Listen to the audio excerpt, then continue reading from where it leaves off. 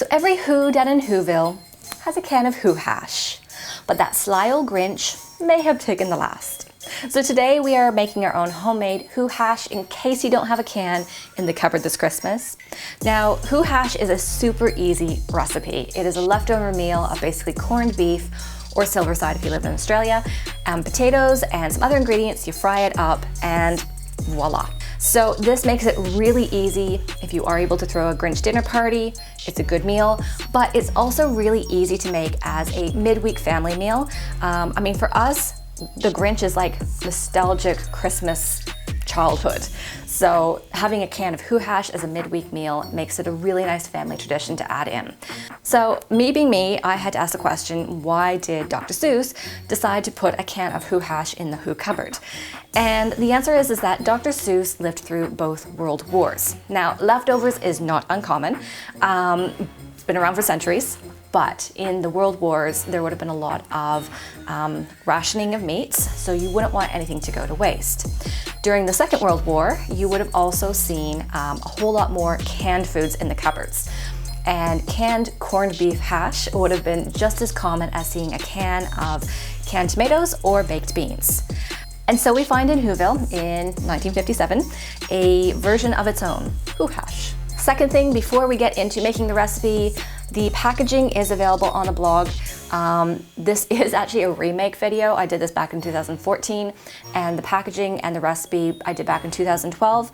You would have seen back on the blog, but also on Blog Her where I first posted it.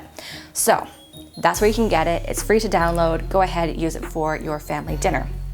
So to make Who hash, again, super simple. Now I'm going to assume that you have made your corned beef / silverside in advance, as well as roasted your potatoes. If you haven't, you're going to need to start with that. So now that you have your corned beef and your roast potatoes, you're going to prep the ingredients. So because I cook mine for quite a long time, the corned beef, it comes off in shreds. I just find it looks a whole lot better as Who hash, but look, you can chop it into chunks as well. That's fine. You're gonna take that, you're gonna take your roast potatoes and you're gonna chop those into even and smaller pieces than probably what you have roasted them as. Now what I'm gonna show you is actually a single serve size, but I'm just gonna tell you the amounts for a family of 4. So you're gonna take 2 tablespoons of butter, you're gonna pop that into your frying pan. You're gonna take a 1 onion and you're gonna chop that up and mince that so it's in smaller pieces. And you're gonna start to brown that.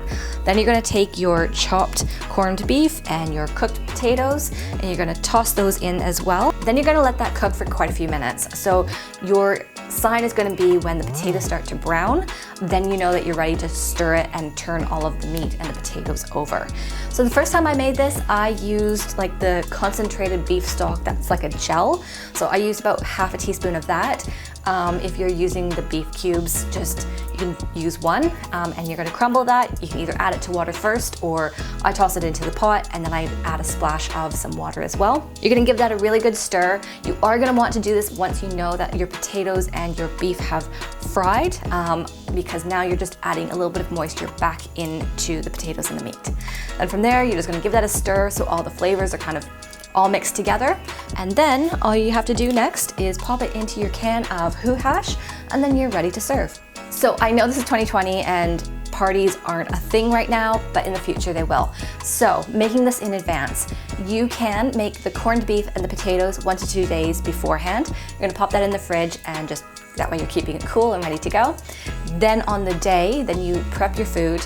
You can cook it, but I would only cook it up to 1 hour in advance, only because this is the second time you are cooking the meat and you really don't want your guests to get sick on Who hash.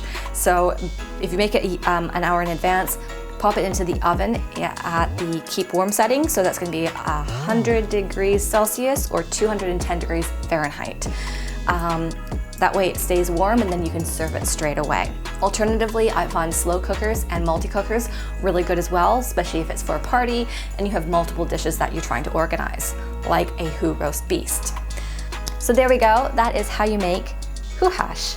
I hope you guys enjoyed that, and I hope you guys were able to turn this into your own family tradition. Personally, I find there's nothing better than sitting down with a can of Who hash, being able to watch How the Grinch Stole Christmas in December.